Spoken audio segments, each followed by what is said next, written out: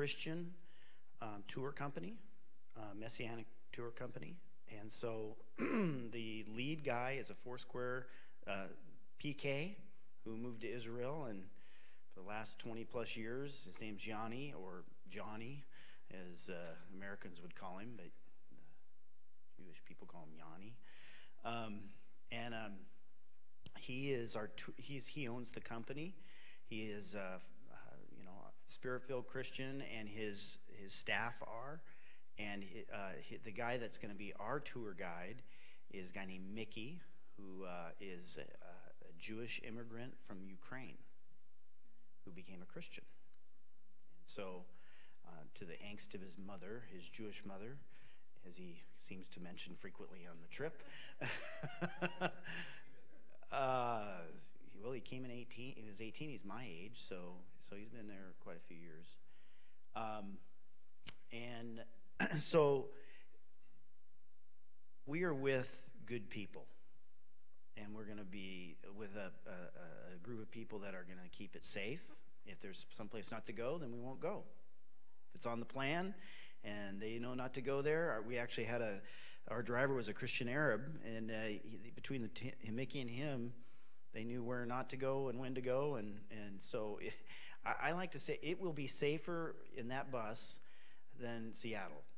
Just being honest with you. So any people that get all bent out of shape about these things are usually people are worry-warts that don't realize we have more murder in the United States than anything else in the world sometimes, so it's actually fairly safe, and it was a great experience. And so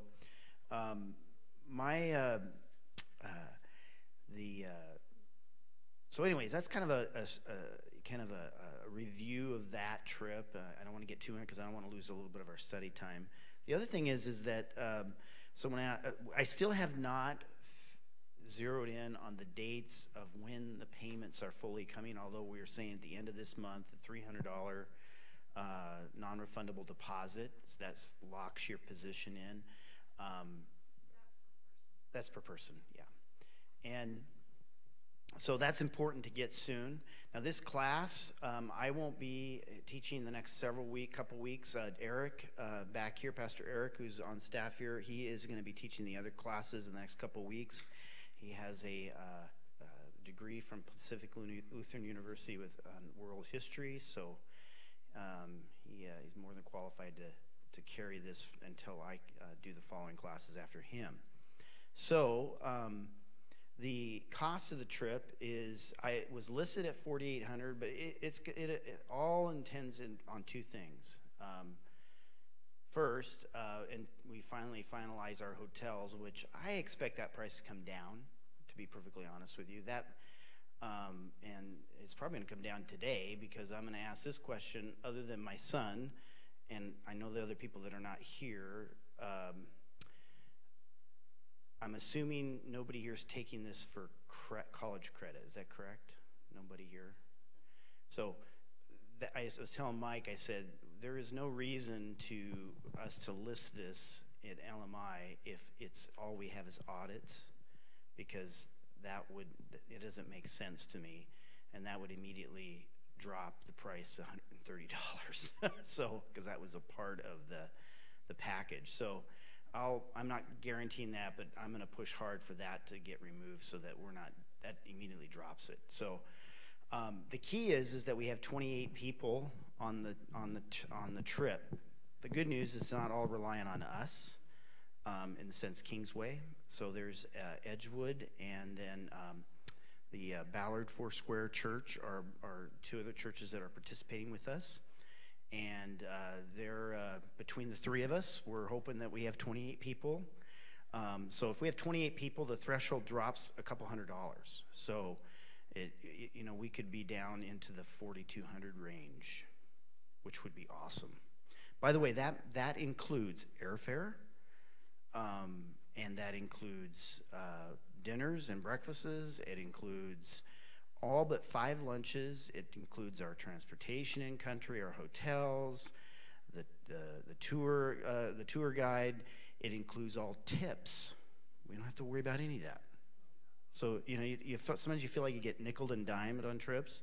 you won't be nickeled and dimed. You'll know right off the bat whatever money you're going to spend on souvenirs and 5 lunches. That's basically what you have to be concerned about when you leave now. Everything else is included. So there are some tours that are cheaper, but they don't include those things. So that tends to be the issue. I just don't want to mess with that stuff. Someone asked me about air miles. The challenge is if we agreed as 3 churches not to allow that to happen, because if someone uses air miles to go, it pushes the price up for everybody else. So it's a shared expense, and so it's important that we realize that it's kind of collective. It's a collective effort. You may be able to use your air miles to upgrade. That would be another option that you could do once we get booked. Well, hello. Sorry. You know what? I was just wasting time waiting for you. That was all. That was all. So again, I have my Israel instant coffee. Who had some last week? Was that good? It was so good. Was it great, huh? So, I think they have coffee, perked coffee, but I discovered this was better. So, and when I was there, I always grabbed a couple extra packets, and I had this little bag when I got home for my souvenir. I'm Dutch, so I'm always what's cheap. Well, this I did instant coffee. But what I did with this, I actually got this on Amazon. So this you can get on I discovered on Amazon, so I won't have to grab the extra anyway. So if you want some coffee, it's up here. Usually 2 little spoonfuls with the hot water it's great. With that, any questions?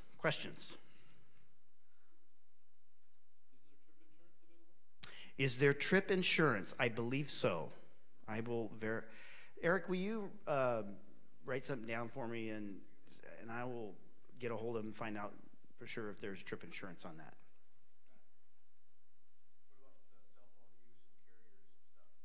Well, my cell phone worked in Israel, so I Verizon, they just do their little international plan. Of course, you followed me. I did the tweet, so I used up a little bit more.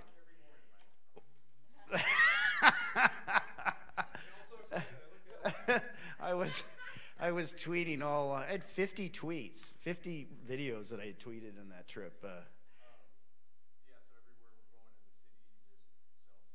Yeah, I never once was without. I think there was a few, and it's on the schedule. We won't go. I'm glad I went. And for you, if you've never been, I'm praying we will go. But it's the one visit at one site that's you just don't know. The Temple Mount. We'll do the wall. Yeah, we'll do the wall. The wall is definitely so that would be one of the sites that Bethlehem's another. It tends to be uncertain sometimes. We do go into the West Bank, Jericho. Usually that area is pretty safe and is not an issue. The city of Jericho tends to be, as our tour says, the really friendly Palestinians. I mean, people are people no matter where you go. So, I mean, there's really wonderful people and there's not so wonderful people, no matter who they are. So, any other questions before I jump into our? Only one or a couple of them. I mean, the vast majority of the ones we're going to go to are open all the time. There's very few that are not. Jerusalem is the one that tends to be the uncertain one. That, like I say, the anything around the Temple Mount can be, if some politician does something, then it can get kind of hairy there, so they pull us all out. So, but that would be the only area that I would. Would you think of any other area that? I mean, Galilee was wide open. Galilee's all wide open. The Negev and all the area through Wilderness of Zin and the Beersheba and all that. That's a lot of the those sites are going to be non-issues. So.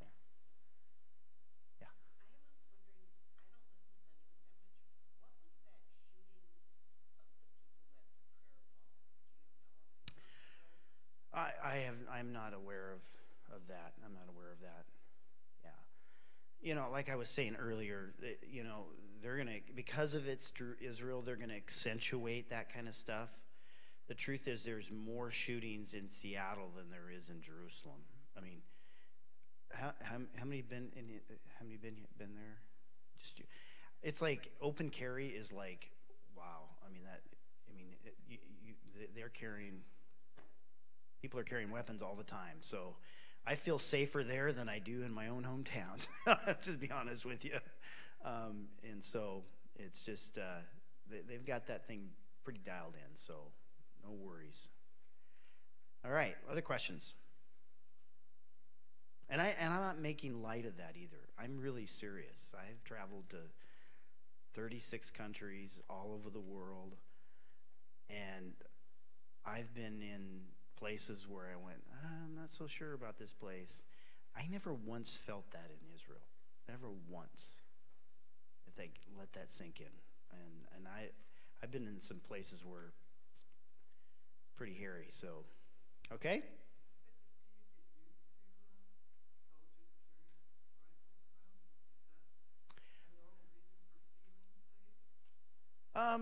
I never thought it in that terms. I just feel the atmosphere is they're pretty watchful. They're high. You know, they've got a security service and police force that is second to none in the world, and you feel it in the sense of not oppressed but safe. Does that make sense? Are you?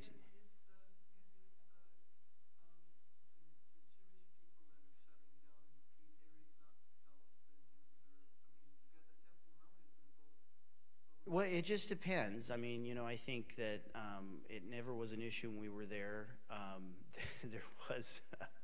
There were some Hasidic Jews that decided to come onto the Temple Mount, and the Israeli military police actually escorted them all the way on and all the way off. So that was one thing we witnessed. I blew it, and I put my yarmulke from the West. I left it in my bag, and he searched going on by the Muslim religious security people, which are unarmed. And he found it. He goes, "What's this for?" And I went, "Oh, I forgot about it." And this Israeli security guy literally stepped in between the Muslim guy and myself. He says, "So what's up with this?" And he goes, "I said I left it in my bag. I forgot it." And he grabs it and he hands it to my tour guide. He says, "He'll give it to you at the end." And he stepped back, and the Muslim guy was like, like this, and off I went. So that's the kind of thing that happens. It's not a big deal. So you don't have to worry at all. I honestly would not say this. I take people to Haiti. I've been to Africa, all over Malaysia, and there are places. There's places like, well, frankly, on Sunday I leave for Mexico into a no-go zone from the State Department. I wouldn't take a team there. I would, but I will take a team to Israel. So, what's that? Oh, you know, the little Jewish hat I had. It's called a yarmulke. I for the Western Wall, you're required to wear one, whether you're Jewish or not, for the men. And I just had my own.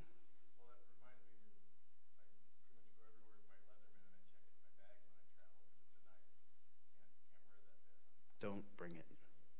Don't bring it. Yeah, it's a non-issue. You can bring a drone. I lost mine in Getty, so I hit the rock that Moses hit. But that's another story. You know, I don't remember. Not in public, but at the wall. I can't remember if the women put something over their head. I think they did, but they separate us, so I can't. It was an experience I did not know. So, but if they do. Like the men, they had this little box that they didn't charge you for. You just took one out and put it on your head. So, and it was, you know, disposable, and then you threw it away. So.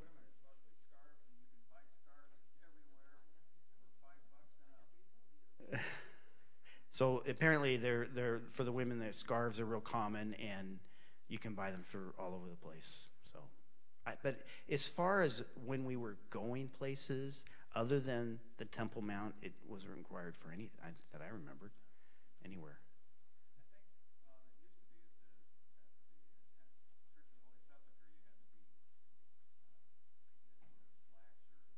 Right, there is there is on the Church of the Holy Sepulchre, which is that's a whole nother conversation. It has nothing to do with the Jews and the Muslims. It has everything to do with the Christians getting along.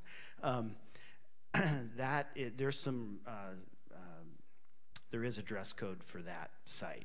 So, but it's pretty much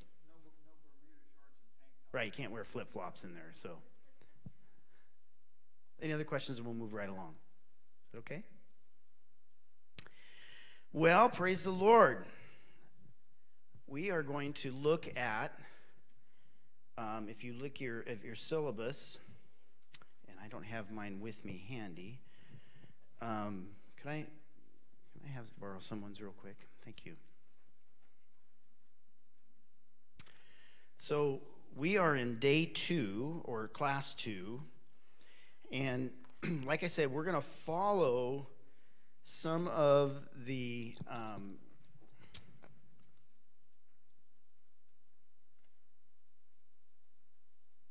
on day 2, that basically it has here that ancient Advent, Arad, Hazor, Tel Jericho, which is Jericho, and the Hittites. We're going to actually address Hazor today.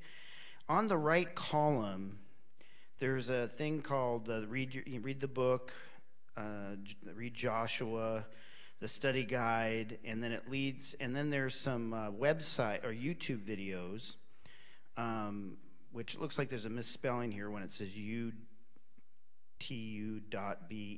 Is that correct? Yeah, that's just the way the link. Oh, it's the link. Okay, never mind. Anyways, that is there's videos along here that you're not required to watch. They're just further information on the topic. So we wouldn't be able to cover everything. So if you want to, study this further, those that's more information. Now, if you're, as I asked earlier, nobody's taking this course for college credit, so the exams and the homework are not required. Okay, I want to emphasize that. If you are not taking this for college credit, none of that is required, okay? So, but that said, it could be very useful for you to look at the material if you want to expound on. A good example would be the Hittites, because they did influence ancient Israel quite a bit. And so that was the Hittites came from, would be southern Turkey and extended through Syria into the northern kingdom. And so they're certainly worth a study. But we're going to look at Hazor, which was one of my absolute favorite sites that we visited. Now, last week, I kept mentioning a topographical map of Israel that I had that showed you the contours of the nation. I'm going to actually pass this around, and so you can take your time, and it'll make you all the way back to the end. But be careful that you don't push too hard, and, it's plastic, okay? So, but it gives you a clear indication of the topography of Israel, and that it's not flat. None of it is. And so even as you go, when they ascend to Jerusalem or descend, it really means up and down, up and down, up and down. That's really what the whole thing is. And if you look at the topography, you can understand at least the perspective of the Israel people, the Jewish people, of not wanting to give up the West Bank. I mean, why would you want people that want to destroy you to have the high ground? Bottom line. I'm not taking a political position. I'm just taking just from a military position. You don't want to give up the high ground. Well, the Golan Heights. I mean, I think they should keep it simply because it's the only ski resort in the area. But that's another story. So I'm going to let everybody, if you just take a look at it, and you can see Hazor is on the northern portion of the Sea of Galilee. That's where it is. But also you can look where Jerusalem is and where Beersheba is to the south, which is what we looked at before.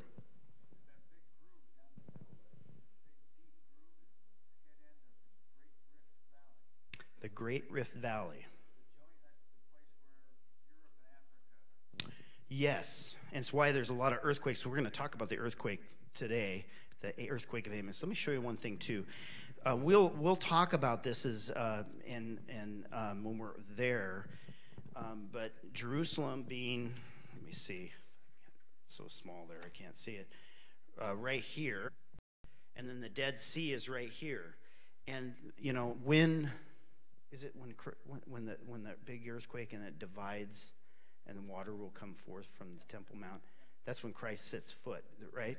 Okay, so when Christ sets foot, again, it's prophesied that there will be a great earthquake, which, by the way, if you know the topography, it makes a whole lot of sense that there's going to be a great earthquake there, because there's, like you say, the tectonic plates push against it. It's going to occur right there, and it's going to literally open up a valley. You imagine the power of that earthquake is going to be when that happens. Just head towards down the Red Sea from, and that's prophesied to happen. So at some point that will happen. So we're going to look at Hazor, which is a Canaanite city. And, you know, you probably remember Hazor if you've read your Old Testament and having to do with Joshua, and later on in the book of Judges with Deborah and the Israelites. That was kind of the most common remembered stories about Hazor. But Hazor had a significant impact on the ancient world and in that area. And the importance of it can't be underemphasized. The name Hazor is likely a Canaanite name. And it literally means settlement. And from about the 2 millennia BC, it was a major, I don't like to say urban because we think of urban like Seattle, urban, you know, concrete jungle, so to speak, but a major collection city for that era of the center of Galilee for a long time. I mean, in essence, it was in kind of the capital of the region prior to the Israelites coming. So we're actually looking at, let's go to the next slide here. This here is, so I'm talking about the pre-Israel history. This is kind of, and drop the lights down if you would, just a little bit so we can take a look here. This is the site of Hazor, the city of Hazor right here. This is what's been excavated. This is the main excavation area right here. This is the area that we will most likely be at, even though there's also some excavation here. But this whole area has yet to be excavated. And many believe that archaeologists and biblical scholars believe that there would be potentially a lot of revelation of information that could come from any excavation of this site. But just like everything else, it takes money, and it takes commitment, and it takes a motive to do it. And the truth is, excavating an ancient Canaanite city is typically a pretty low priority for most people. They're more interested in other places of the Bible, and so there are so many. But this is the actual site that we'll be at. This is a covered area where some of the more sensitive excavation has occurred that we can be able to walk in, and then some of the more exposed area. But go ahead and bring the lights up if you would, please, and leave the picture up there for now. But this was a major, as you can see, it was kind of on a little bit of a hill. This has got it's defensible from all four directions as far as having the high ground, which is really critical. And it was the southern most station of what was one of the main routes of trade and military from Babylon and from Assyria. So this was strategically an important position, especially if you look at your ancient history, where the great superpowers, that being Egypt and Assyria, then Babylon, and then Persia, and eventually Greece and Rome, this kind of was a pivotal little area for them to want. And it would be later, this site, Hazor would become very important in regards to the life of Israel. But the truth is, aside from the biblical text and the excavated site and a few Egyptian texts and a few Assyrian texts, we don't have a lot of information on Hazor. So some of it is extrapolated, some of it is, conjecture, and sometimes you just have to fill in the blanks. But there is some evidence of outside of the Bible and outside of the site of mentioning Hazor and what's called the Egyptian texts. These, and go ahead and drop the light on it. These are actual shards, and we talked about shards last week. Shards being pieces of pottery, and you're going to discover they're everywhere in Israel, everywhere. But if they have writing on it, don't pick them up. It's good, which they probably don't, but there's pretty much pottery everywhere. 10,000 years of, somebody being mad throwing pottery on the ground. So, but these all have writing on it. I know it doesn't look like writing, but this is Egyptian writing. And this was found in Egypt, and go ahead and bring the lights up. And it mentions they actually have letters, and they also have, in essence, official shards or official writings from Pharaoh that mention Hazor by name. And so that's one of the evidences. Matter of fact, Hazor is listed as an enemy state to Egypt in some of those texts, and they would list these, and these particulars they would specifically list enemies or troublesome neighbors, and then there are the ones that they really hated, and on those they would be cursed. Well, Hazor appears on these lists as one of the cursed nations. So they were not liked. They were not liked. And, even in the 14th century, Hazor continued to play an important role politically dealing with the Egyptians because they found letters that were written to Pharaoh in which the king of Hazor dared to call himself a king. And to this date, in dealing with that time period and when the Egyptians were dominating the region, he's the only Canaanite leader that adopted a royal title as he corresponded with the Egyptian pharaohs, which was a big deal. So they seem to be a pretty obstinate and independent group of people. Probably early Americans. That was a joke. Nobody got it. A couple of people. They were very fiercely independent. Matter of fact, they liked their freedom. Matter of fact, it is likely that Pharaoh Thutmose III conquered Hazor in the 15th century, and there's strata. And some of you weren't here last week, but strata is the excavation term for the different levels of excavation as they move down through history. And the one of what's that? Strata, S-T-R-A-T-A, strata. And the strata that corresponds with a destruction of Hazor corresponds with Egyptian, excuse me, I'm drawing a blank now. These Egyptian writings that refer to Hazor in the negative, and that's likely that an army was sent and eventually they destroyed the city, actually. And so there is a destruction in the 15th centuries. We'll talk about it. There's many layers of destruction, but three major destructions that occurred in Hazor, and one of them was the Egyptians.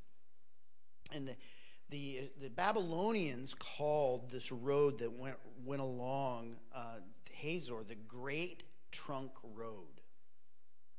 Probably because they had a lot of trunks that were going back and forth with goods and services from the different nations, and it was the highway of commerce. And of course, it cut right through Canaan and was a principal military route when these invasions would happen.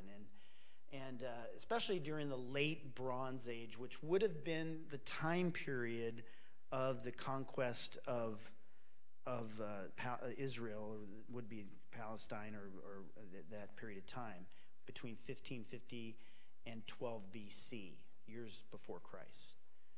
So you have this, so that's kind of the prehistory. I mean, there's a lot more, but I'm not going to, it's a study of ancient Israel, but I want you to give context to it. We have the conquest period. So let's move to the next slide, conquest period. And this is the period where the Israelites, in the book of Joshua is recorded, basically conquers the land. And if you look at the text in Joshua, they conquered a lot of people, but there were only 3 major cities that were destroyed. The first one, of course, was Jericho, and we will see Jericho. Okay, it's the mount, the Tel Jericho. It's the mound that's left, but there is a city that still exists there at Jericho, and it's the oldest inhabited city in the world. And we actually have lunch there. And so that's on the West Bank. And then, of course, you know the story of AI. AI was, no, it's not artificial intelligence. It was a group of people that gave Israel a bloody nose because they went out without the counsel of God, or at the excavation level of... I'm in Hazor. Hold on. No. Whoa. Stop. I'm in Hazor, Okay. which is... You got one guy doing a 2-man job back there. So bring the lights up, please. Sorry. Yeah. Well, they did. Oh, you mean as far as in the modern times? I'll come back to that in a minute. It has to do with. I'll come back to that. But yeah, they did, but not in modern times. So I think that there's other reasons for that. But okay. So does that answer your question? And feel free to stop me and ask questions along the way here. Go ahead. Let's drop the lights. Let's watch that. I'm in Hazor, which is recorded in Joshua chapter 11, that Joshua conquered this city and he burned it to the ground. There is evidence throughout this archaeological site of that torching, as it is right here. Unfortunately, the Canaanites rebuilt this city and became a nemesis of Israel, as it's recorded in Judges chapter 4, that the Israelites once again did evil in the eyes of the Lord, and he sold them to the hands of Jabin the Canaanite king, who reigned in Hazor.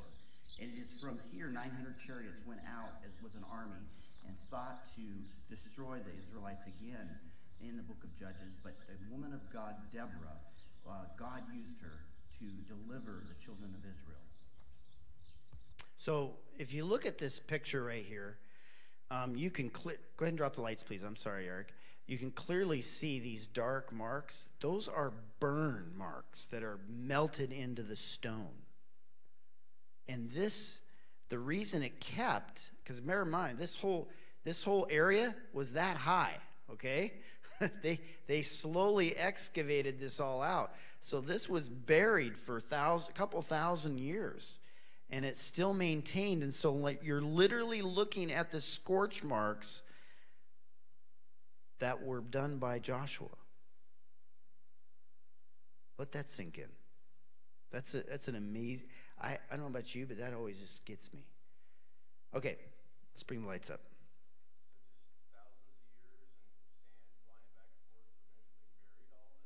Well, no, sometimes they buried, when it was destroyed, either 2 things happened. Either the conquering nation or army wanted to eradicate the existence, so they would then make the new slaves bury the city. Or the new inhabitants would come and they're like, well, let's start over, and they just bring dirt in and fill in and start building on top. That's the more common, what more commonly happened is things were destroyed and they just built on top of it. So.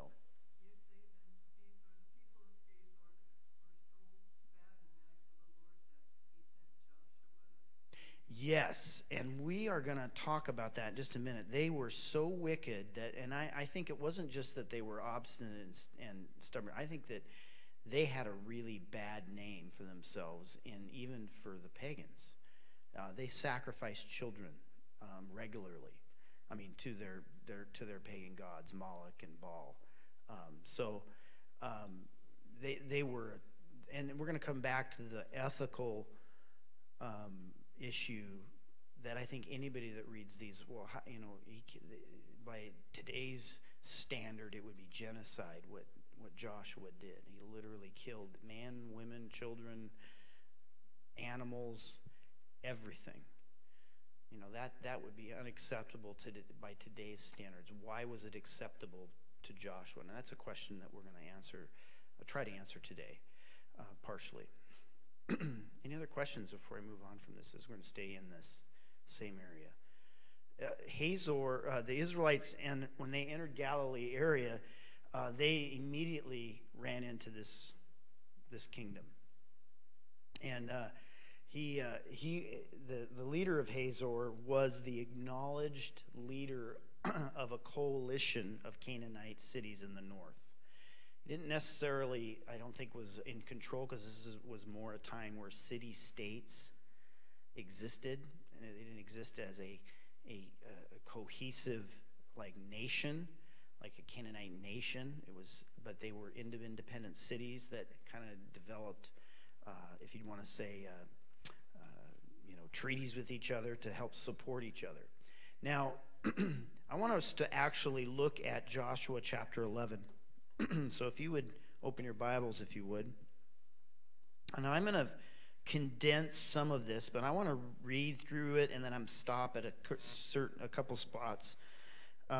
Read through it and then stop at a couple spots because I want to comment on it. But this is the most thorough passage, but next to the Judges one, on Hazor. So it's and it's interesting that the same king the king in both time periods has the same name, which may mean that it was like the Romans did. They would call him Caesar. So like a King Jabin was so significant as a leader that subsequently, if they became a leader, they would name themselves after that king, which was really common.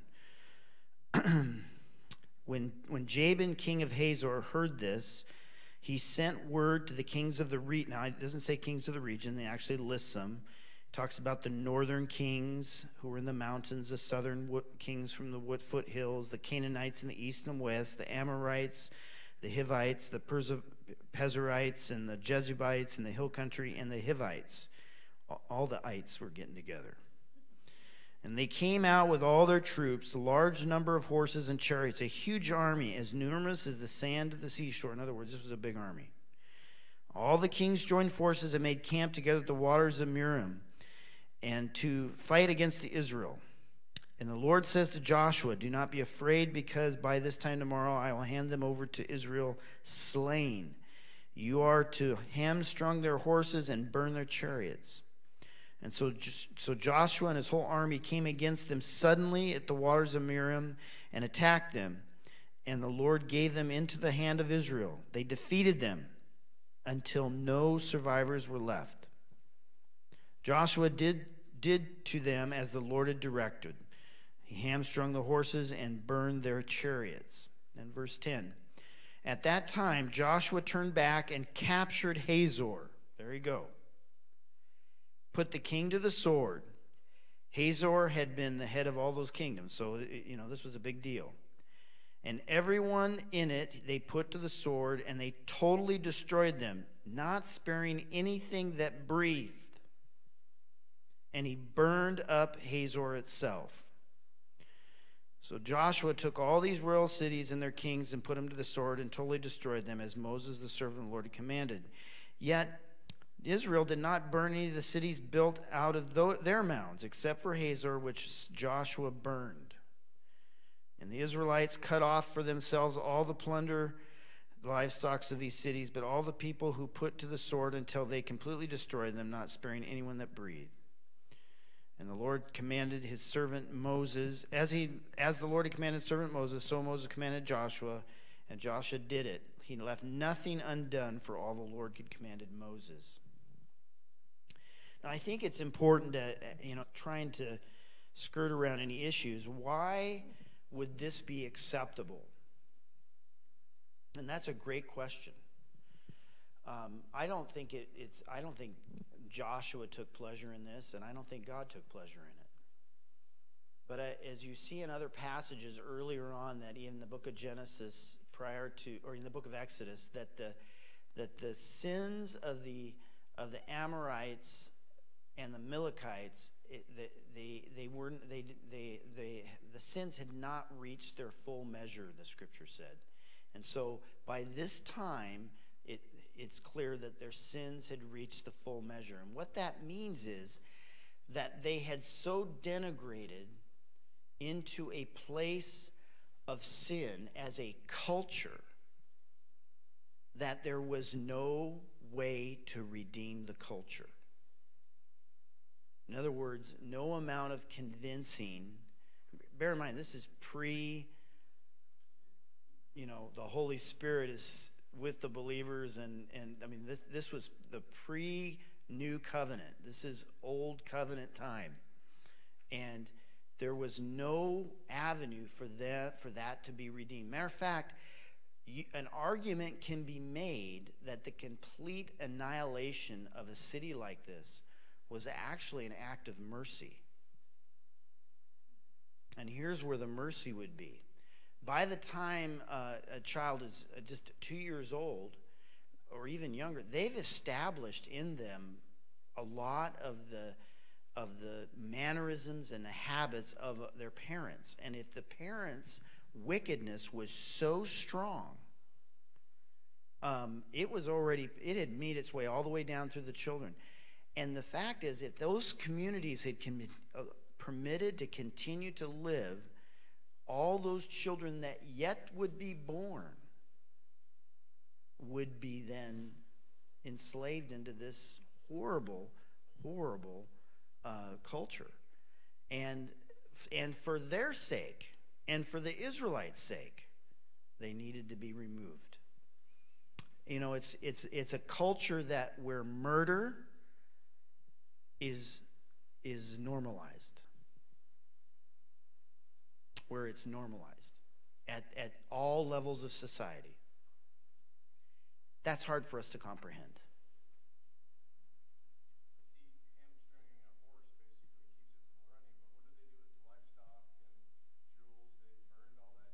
They killed all the livestock and everything. Well, I think that was with the armies out in the field. But when they got to the cities, they destroyed everything that breathed. Yeah, they didn't. Yeah. They weren't of value at that point. So that is a hard one for people to comprehend in our kind of sanitized culture now. And the truth of the matter is that there isn't really an easy answer to the fact that God did tell him to destroy them all. And by the way, when they chose not to get rid of this stuff, it made its way into the country, into the nation, and it became a problem. Where they began to sacrifice their children and doing other things that were wicked in the sight, did evil in the eyes of the Lord. You know, when it says they did evil in the eyes of the Lord, this is what it means. There's no sense of remorse. It's not just that they sinned, and it's not just that they made mistakes. It's that there was no remorse. Their hearts were so seared, they didn't care. And they were arrogant, and they were going to do what they were going to do, and they didn't care. And they taught people to do the same. And so that's the evil in the sight of the eyes of the Lord. Okay. Any questions in regards to that? I don't want to move past this, but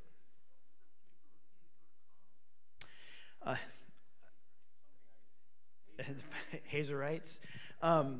Well, they were Canaanite is the general term that they would use for that region. So they were Canaanites, but they were probably had some Amorite influence, depending on different time periods, because the time period that we're covering, especially from the Egyptian destruction of Hazor to the time of Deborah, was probably about 400 years.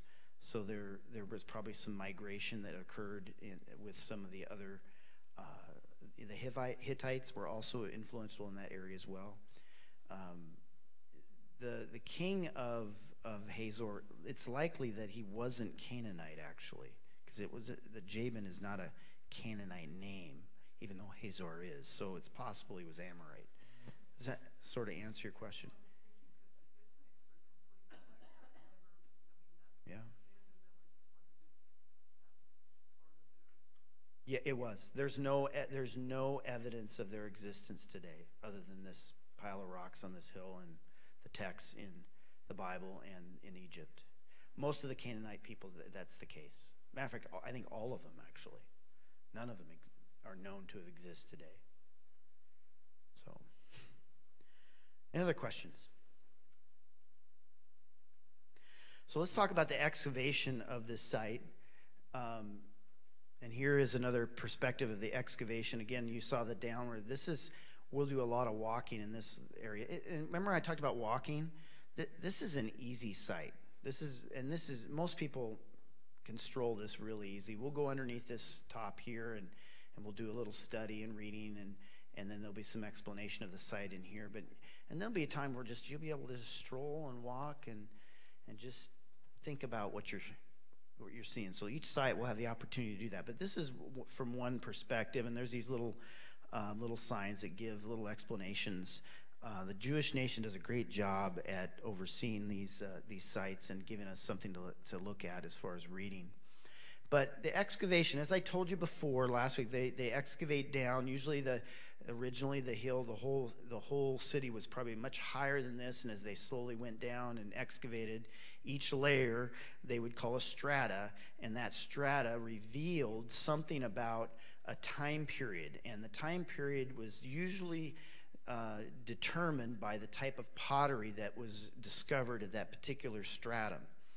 And in this particular, in one of the excavation, it revealed a peak of Hazor's power was achieved during this time, and that would have been this particular area right here. They were most powerful during that time, and the excavation of Hazor really started in the 1950s and extended pretty significantly into the 60s. And there was found at three major, but there's more than that, but three major levels of destruction that showed layers of ash, burnt wooden beams, cracked basalt slabs and statues, fallen walls. Extensive evidence was found of public structures such as temples and palace structures, hear this, that were destroyed violently. They weren't just destroyed, they were destroyed violently. As one of the founding archaeologists on this site said, there was a systematic annihilation campaign done on at least two of the destructions. There was an intentional desecration and destruction of the pagan temples. Some wanted to destroy. Clearly, some wanted to just completely destroy Hazor. This is not based on the biblical text. This is based upon what they found on the site, and it's very unlikely that it was the Egyptians, the other Canaanites, or the Sea Peoples, the Philistines, that destroyed Hazor during this time period of the two subsequent destructions. And even the Egyptians, while they did conquer Hazor, they didn't completely destroy it. And so part of it is that some of them had similar belief systems. You know, they wouldn't destroy temple to Baal or another Moloch or another particular pagan deity, because they actually would have one of those temples in their own town. So the fact that these were destroyed violently is an indication that whoever destroyed them had wanted nothing to do with those pagan deities. And so the truth is that has the fingerprints of the Israelite nation all over it. In 2012, there was another excavation, and they discovered in one of the palace, they actually discovered a scorched palace from the 13th century BC. And in it, hear this, they found storerooms that had containers of burned crops or crops that were over 3,400 years old. They'd been buried for that long. It's kind of something.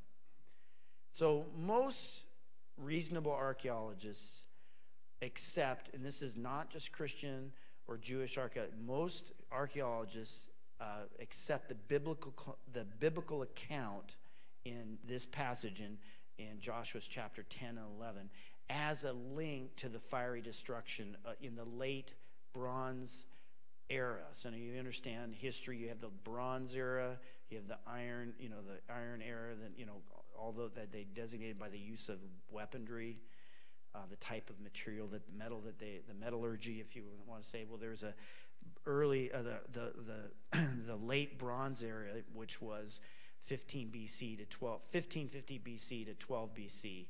That is considered the late Bronze era, and in that time period, most archaeologists attest that or credit the Israelites recorded in the book of Joshua as the one that did the two main destructions during that time. Now, the biggest if not controversy is not the right word, the biggest debate is the right word. Debate, and let's bring the lights up a little bit, if you would, please. Debate isn't about whether Joshua destroyed Hazor. It's about the timing of it. And so there's some debate on and I'm not going to get into the weeds too far this because you'd need some more of this Jewish coffee over here. But the truth is that it all stems about the timing of the Exodus out of Egypt and how that relates to the destruction of Hazor. And so the dating of Hazor actually helps confirm or makes it more difficult, depending on which position you take on the dating of the destruction of Hazor, both in the 14th century and the 13th century. So there were three main destructions: the 15th century, the 14th century, the 13th century, and they were on the naughty list all 3 centuries there, okay? So depending on the timing of it and the one you attest to the Israel, does it correlate with the biblical scholars' view that the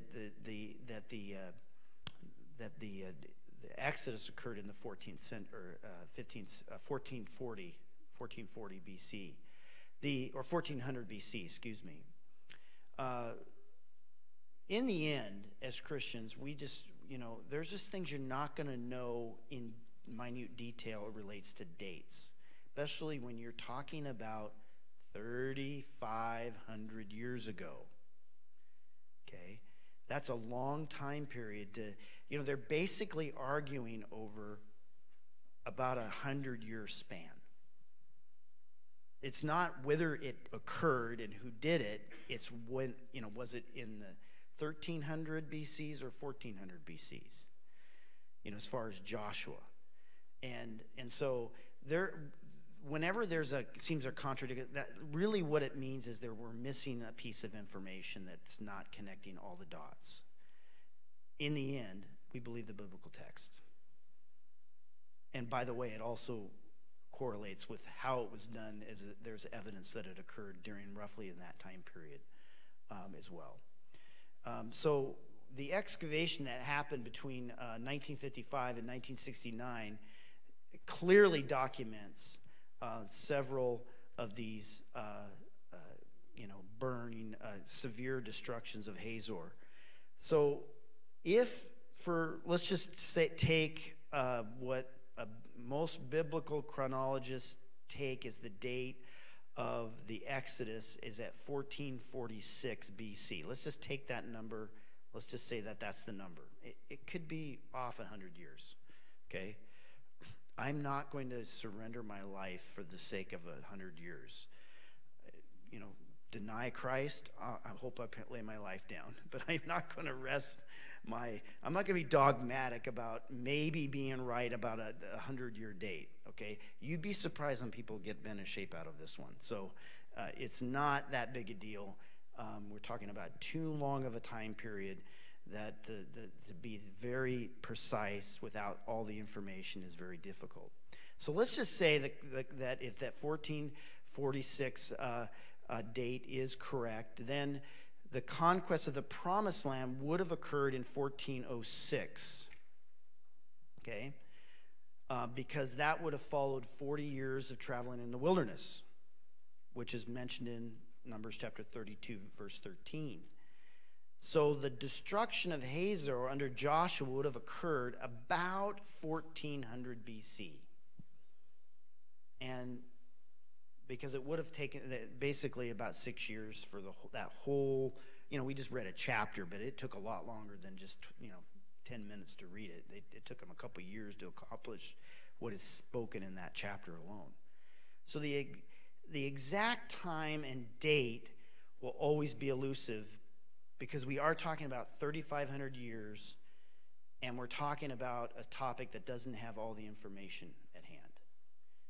Clearly, it wasn't that important to God that we know exactly the exact date. And I don't think there's any way we can be dogmatic about the exact date. Good example of that, and you're going to witness this when you go to Israel, is one of my favorite. I keep saying one of my favorite because I loved it all. But there was one great visit, and that's the city Caesarea by the Sea, which was constructed by Herod the Great. It's a fascinating place, and I'm hoping we'll all spend more time than we did there when I was there. But there is one thing that was found. It says one of the most significant finds wasn't the amphitheater, even though the amphitheater is pretty cool. It's currently used today, and it's where Paul preached from. They have concerts right where Paul preached. I mean, it's still there, okay?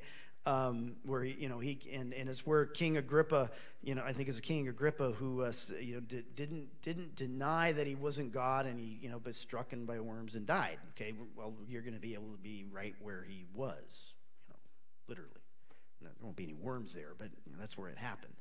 But the other cool thing that happened when they excavated Caesarea by the Sea out was they found a tablet that declared Pontius Pilate as the governor over the land.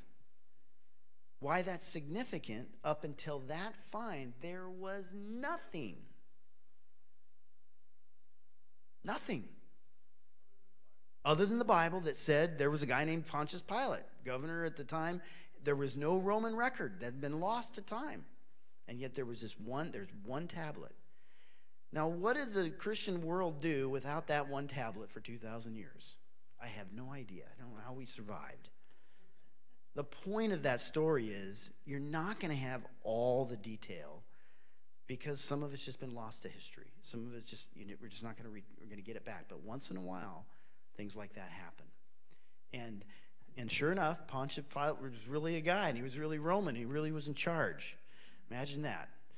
The Christian faith, our faith, as Christians, we receive most of this by faith and some facts.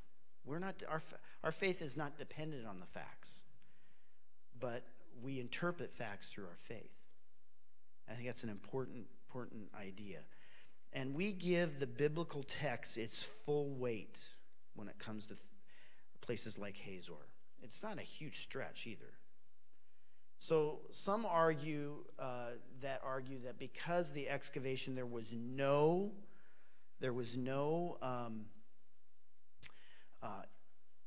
evidence of Israelite occupation as a way to discredit the text. Well, that's silly. I mean, that's just silly because they're making huge assumptions. First, it's not in keeping with the biblical text. Two, it's not understanding what the Israelites, who they were at the time that when Joshua destroyed Hazor.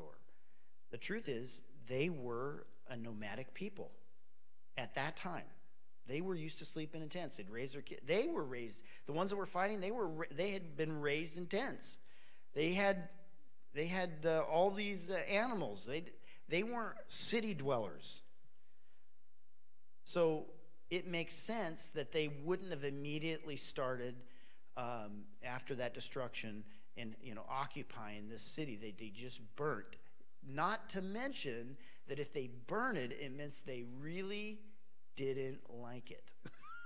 Who wants to go there? I mean, if you just think it out, it just makes a lot more sense that's why they didn't find anything of any Israel living in that particular place. So and if you think about it, it's really silly too that the Amorites or Amalekites, whoever they were, Canaanites of Hazor, it's not like they would write on these tablets, "Oh, Joshua's coming." Let's write something down so that people 2,000 years from now could feel better that they got this right. The truth is, the victor writes the history, and in Joshua 1, and we have this history. So. You said that if they burned it, they really didn't like them, but it seemed like a lot of effort. I mean, was there timbers and grass for roofs? I mean, you essentially got a garbage can, you throw a piece of paper, your light goes poof, and it's done. Because they're brick walls. I mean, what were these things made out of that they burned? Wood. I mean, it was a lot. It's very similar to a lot of places around the world. They have. They had cedar. I mean, cedars of Lebanon. The trees were much more prolific at that time period in that region than it is today, and so there was a lot of wood, a lot of beams. As you can say, that one of the things that they found were burned beams. I'm sure they just threw everything, and once they got it going, they could probably threw oil on it. I mean, there's all kinds of stuff that they could get it to. I mean, for it to torch those stones so significantly that 3,000 years later it's still dark. No, you're dealing with all the other implements. I mean, if you look at the temple, there was a lot of wood in there. Yeah, they burned everything. So I'm not going to get into too much more than this, other than saying that there is debate about the timing of the destruction of Hazor as it relates to the biblical account, but most of that is pretty minimal, and frankly, is not significant enough to most archaeologists to back away from that. This was Joshua did this. And I don't think you can be 100% because it's so far back. So the general accepted idea, and I say generally accepted, and is that Joshua destroyed Hazor about 14 BC, and there's strong archaeological evidence that actually did occur. So, without going any more details in the date. Much actually, like I said, could be learned, I think, if they actually were able to excavate out more of Hazor. I think that they could probably find more information.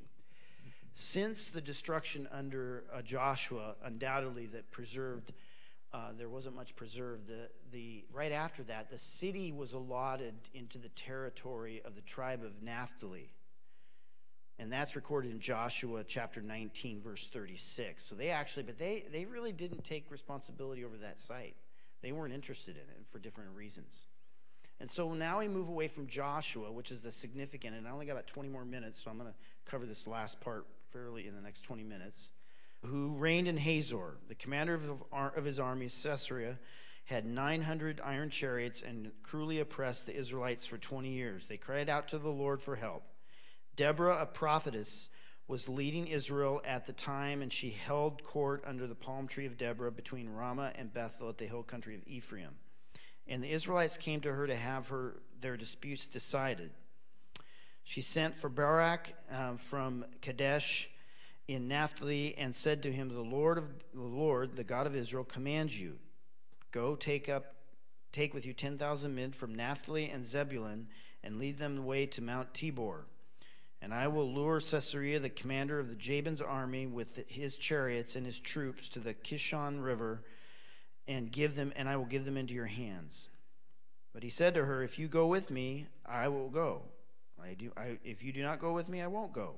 Very well, she said, I will go with you, but because of the way you are going about this, the honor will not be yours, for the Lord will hand Sisera over to a woman. So Deborah went with Barak to Kadesh, and there they summoned Zebulun and Naphtali. 10,000 men followed him, and Deborah also went with him. And Sisera gathered together with his 900 chariots and all the men with him. And Deborah said to Barak, go, this is the day the Lord has given Sisera into your hands. So Barak went down to Mount Tabor, followed by 10,000 men. At Barak's advance, the Lord routed Sisera and all his chariots and his army by the sword. And Sisera abandoned his chariot and fled on foot. But Barak pursued the chariots and army, and all the troops of Sisera fell by the sword. Not one man was left. There's a long story of how he ended up dying, but I'm not going into that detail. And on that day, God subdued Jabin, the Canaanite king, before Israelites. And the hand of the Israelites grew stronger and stronger until Jabin, the Canaanite king, until they destroyed him. So against Jabin, the Canaanite king, and they destroyed him. In other words, it took some time, but once again, they destroyed Hazor again. That was done again. And it's roughly, if you overlap the judgeships, about 150 to 166 years between Joshua until these events that occurred in Judges. That would mean that this approximately occurred in the 1234 BC, which would coincide. This date right here is the one that's probably the anchor to the Exodus more than anything else in the Bible. That there in the 13th century BC, there was a destruction of Hazor, and it would have been correlating with that 1234 BC. So if you want to pick any event that would date the Exodus better than anything, it's Judges chapter 4. Judges chapter 4. This is interesting. And so, like I said, there were three major destructions: 15th century, 14th, and 13th century. I'm sure there were other events, but I'm not going to go into them. So, in the end, this 13th century destruction clearly points to the Israelites. And from that point, the people that were associated with that city never gained any power again. They slowly diminished in stature and influence. And so after the period of the judges, obviously Saul comes to power as first king of Israel, then David, and the kingdom of Israel is united, north and south. And during this time, there's mention of Hazor in 1 Kings chapter 9, verse 15, and that is a mention of Hazor as a major fortified city for Solomon. So now the Israelites are occupying it as a military position based upon Solomon. And it's interesting that they found what's called 6-chamber gates in this time period. Okay, they found 6-chamber gates which match identically to Megiddo and Gerizim or Gerizim, that also had the same 6-chamber gates to enter the city, and those were built by Solomon. So there's archaeological evidence to the fact that Solomon rebuilt that city as a military outpost, which coincides with the passage. So then if you have Solomon dies and the kingdom is divided, okay? And then you have it mentioned King of Aram, although not specifically mentioned, Hazor would not have been avoided if by the attack of Ben-Hadad, king of Aram, when he took the Galilean area, and it's mentioned in 1 Kings chapter 15, verse 20, and 2 Chronicles chapter 16, verse 4. And so you have a divided kingdom that was being, it's mentioned in dealing with the king of Aram, which is in modern-day Syria, by the way. So then, the last most significant evidence of Hazor that brings to the biblical text is actually in what's in the book of Amos. It's a minor prophet in the Old Testament, and this is a very big one, and it's the evidence of an earthquake. And Amos it's actually, by historians and archaeologists, they call it the Amos earthquake. It's actually historically named after him. Amos chapter 1, verse 1, let's put it up on the screen. And this is the very start of the book of Amos. The words of Amos, one of the shepherds of Tekoa, the vision he saw concerning Israelite 2 years before the earthquake. So there it is. So he's talking about he's dating his visions based upon the earthquake. When Uzziah was king of Judah and Jeroboam, son of Jehoash, was king of Israel. So there's now put up the little map, if you would, please. So drop the lights a little bit, if you would. So here we have Jerusalem down here, and then up here is Sea of Galilee, and right up here is Hazor, right there. Okay. Period. And the waves would have made its way down, obviously very quickly. And in the excavation of over 22 cities in the area, this region, they discovered that, in fact, that about the time period that this is mentioned in Amos, that the wave of the earthquake would have come from the north, because the way things fell and were destroyed. And as I said, that it marks its time based upon Uzziah, king of Judah, and Jeroboam II, king of Israel.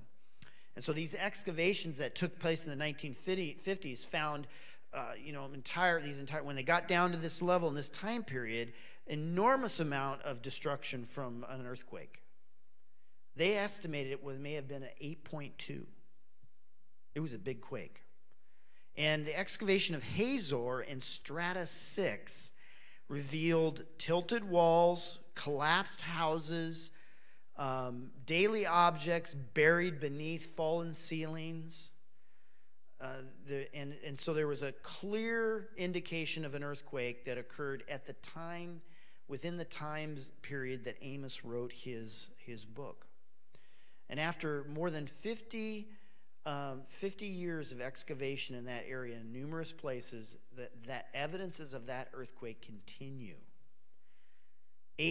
Not only was Amos chapter 1, verse 1, mentioning the earthquake, but Amos chapter 8, verse 8, spoke of the land being shaken. Chapter 6, verse 11, houses being smashed. And in Amos chapter 3, verse 14, it mentions altars being cracked. And like I said before, it's why they call it the Amos earthquake, because it's written, and we have it in our Bible, and archaeology has discovered it happened. That's huge. And it's even bigger than that, because if you look at all of the prophets that wrote after Amos, they would define the judgment of God by the shaking of the earth. It impacted most of the Old Testament prophets from that point forward. Such as if they were predicting something, prophetically giving that God's hand would come, they would mention shaking of the earth, because everybody remembered the big quake of Amos's time. And divine visitations of judgment often alluded to earthquakes. Now, I know that is not politically correct today. Someone says an earthquake has come because of a judgment. I don't always believe that people should say that, because I don't think it's kind when a lot of people have died at the moment. And generally it's spoken from people in the comfort of their couch. It's not spoken from the context of someone who went through it. And so it's meant for the people that go through it. I mean, obviously I've been to Haiti enough, and I visited a grave that had 200,000 people buried into it. they are very aware of what the earthquake did to their nation and very aware how it dramatically changed their view of God. So it doesn't matter what I think, it's what they think. And the Israelites thought an earthquake was connected to God's judgment. And you see that in a number of books. Well, go ahead.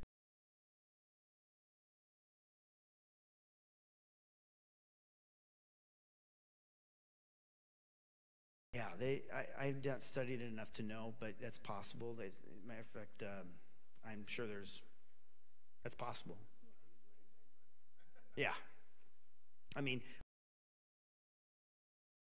where the proud would be humbled, and they'd be humbled when the world would shake terribly.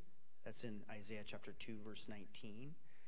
He saw that the temple was shaken in Isaiah chapter 6. Joel repeats Amos's mantra that the Lord also will roar out of Zion and his voice will shake. You know, after this, you can see that several passages from other prophets point back to Amos as a defining moment of how they viewed God's interaction with man. After that time period passed, and I talked about the Syrian Empire last week, indicated that Joash was the king of Israel at that time, mentions paying tribute to the Assyrian king. So there was a clear relationship between Assyria and that region at the time. Which included Hazor. But shortly after that, Israel attempted a rebellion by trying to favor Egypt. And so the Assyrians came. Tilgath-Pileser III invaded the northern kingdom in 733 BC. And there is, at Hazor, there's archaeological evidence of a hasty attempt during that time period to reinforce the city. But it didn't work because the city fell in 732 BC and the population was deported. And the truth is, other than some minor encampments, it never was rebuilt. For whatever reason. It's not totally, and to answer your question, John, earlier, there is no, I'm sure there's some strategic reasons why it wasn't rebuilt, but the truth, it was never utilized much. During the Greek rule of the area of Palestine, there was some minor outposts that were placed up there, but other than that, there really was never any city ever rebuilt there again. Which is, you think about that, the judgment that God brought upon that nation. And it was also burned to the ground, in 720, that 720 time period as well. So, that's Hazor. That's Hazor. A lot of history. A lot of history. It's a fascinating place. I could just, when we go, I want to encourage you, just can you imagine the army? I mean, when you're sitting there and you're having your time by yourself, and you're just kind of walking, and you can just imagine the armies of Israel approaching and how it would look. I mean, you just can use your imagination. That's why understanding this as much as you can, when you go there, it's just those sites are gonna come alive to you. And don't worry, we'll read this text before, so you'll be reminded of, and suddenly you'll have, and we give you a little study book when you go, so you'll have something to travel with as well. So questions, we just got about 5 minutes before we're done, but another question or two. Any other questions? Go ahead.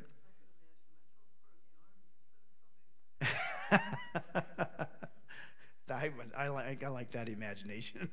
I wouldn't want to have been on their side, Hazor's side.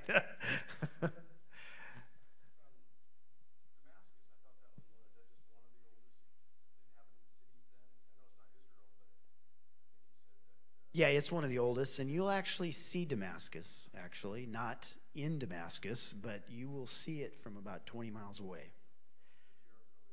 It is the oldest continuously inhabited city in the world. Yeah.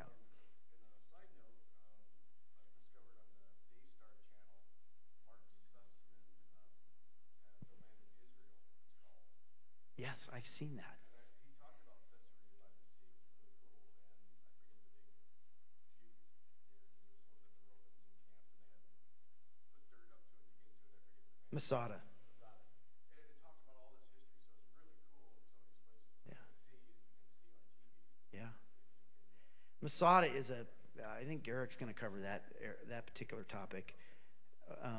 But that is, Masada is absolutely a must.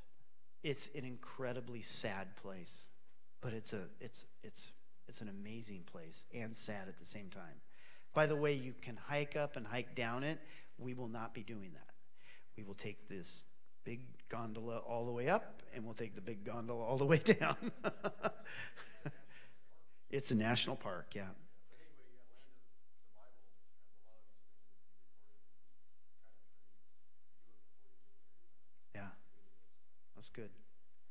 Well, I think that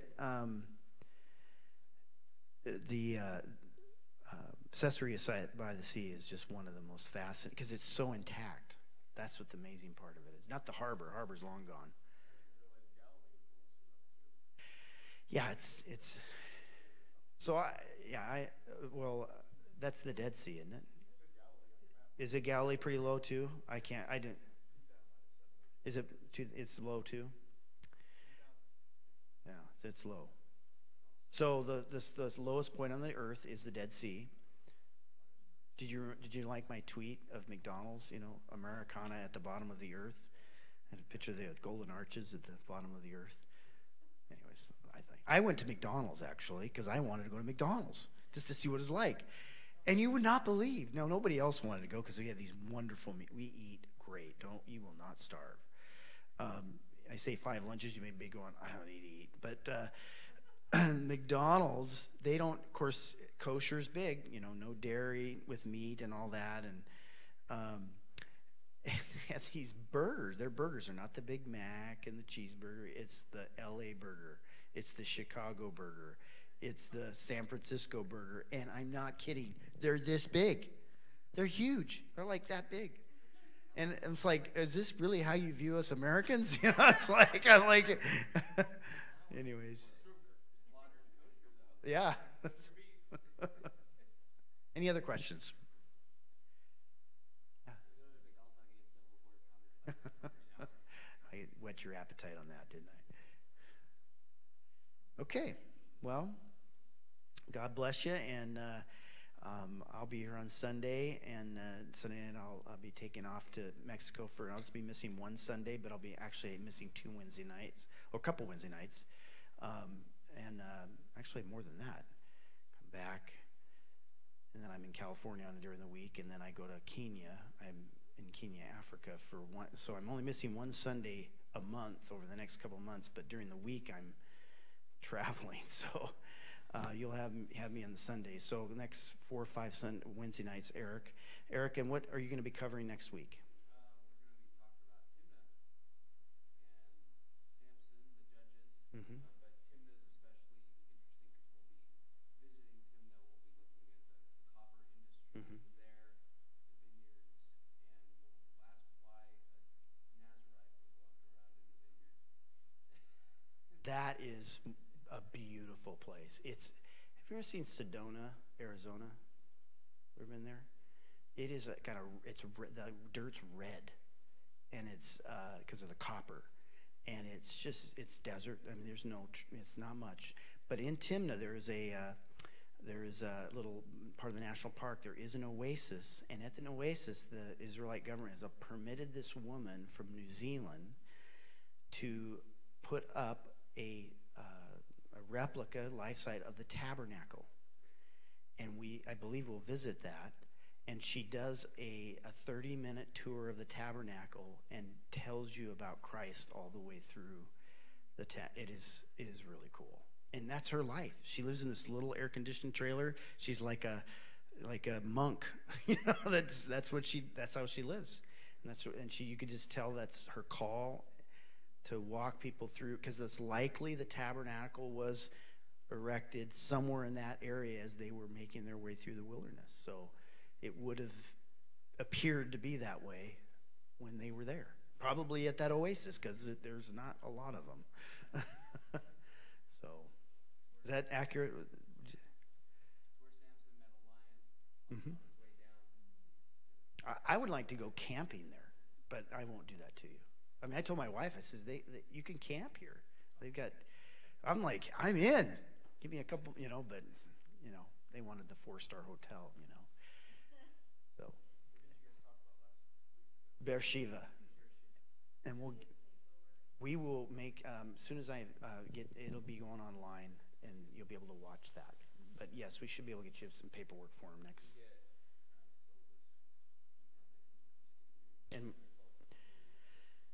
But it's been recorded, so we'll at some point you'll be able to access it on YouTube too. So, okay. Good. So I'm hoping. I won't be here. Next Wednesday is the last Sunday or last Wednesday of the month, right?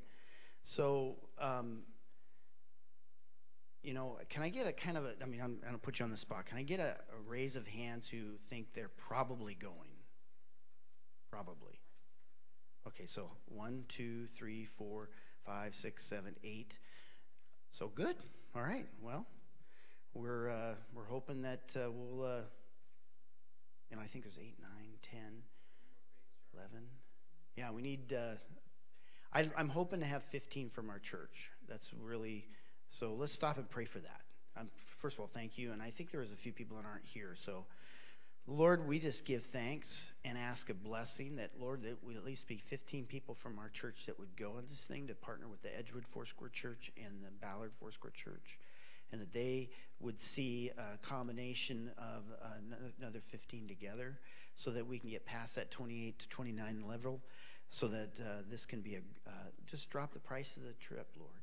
So you're our provider. You know who can go. We ask for your blessing in Jesus' name. Amen. Regardless, we're going. So this trip is on. So we're charted. We're going. So yes, a little bit of made me nervous because you don't know who's going to come, and so but that's why we did it with 2 other churches so that we could alleviate the risk on one church. So.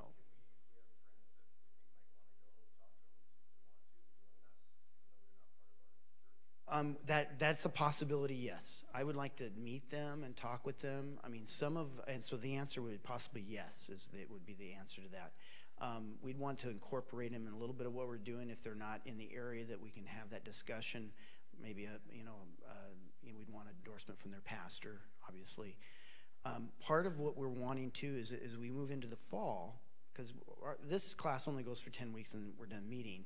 But then we'll start meeting in the fall just for a couple times, and we're going to go talk a little bit about culture and what to expect, what not to expect, what to do and what not to do. You want to be able to, we want to be good guests. We want to be a blessing, and then there's the working together as a team. We're going to be on a bus together for almost 2 weeks, so. We're going to get to know each other, and you may go, I didn't like you, Pastor Mike, as much as I thought. Suddenly you have to deal with the differences that you only have once a week. So, a lot of tolerance, a lot of patience, a lot of, someone's not feeling good, giving them the space and that kind of stuff. We'll talk about that stuff so that we have a great trip together. So, does that make sense? All right. Blessings on you.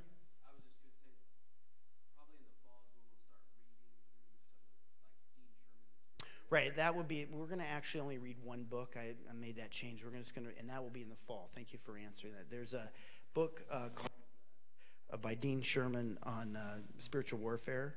That is when I read it when I went to Israel. I've read it before, and it actually was part of a class I took. I was like, why am I reading this? And then I got there and went, yeah, that makes a lot of sense. Why we should read this before you go. So it's on Kindle, so it's not that expensive. It's like $10, something like that. So, all right, but that'll be in the fall. So, matter of fact, we have a district family camp in August, and the 2 pastors that I met with this week that's on the trip with us, they said, is there a way we can get our teams together for one thing. And I looked at him, I said, guys, I said, I mean, that's a ferry ride and a distance, you know. And he goes, well, what if we came to you guys? And I went, sure, we'll do it. We'll host you. We'll make the meal.